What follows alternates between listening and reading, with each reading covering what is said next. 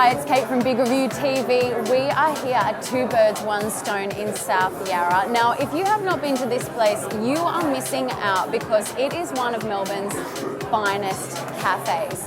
Everything about it is utter perfection. The decor is both eye-catching and laid back. The menu is a breath of fresh air. Every dish has its own unique flair, made from only the best produce, and is presented with an artistry that is only worthy of the best Instagram foodie photos. Exhibit A, the twice cooked French toast in front of me. Not only does it smell delicious, but it almost looks too good to eat. But don't worry, I will be eating it later on.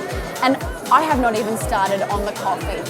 A Melbourne institution, Two Birds, One Stone are coffee connoisseurs. They specialise in everything from cold drip to exotic blends. They know it all. The staff are friendly, attentive and passionate, and that makes Two Birds not only a cafe but an actual experience. I cannot recommend this place highly enough. So download the Big Review TV app, come and check it out for yourself. I have seen many a cafe in my time, but Two Birds, One Stone is up there with the best of them. I'm gonna eat.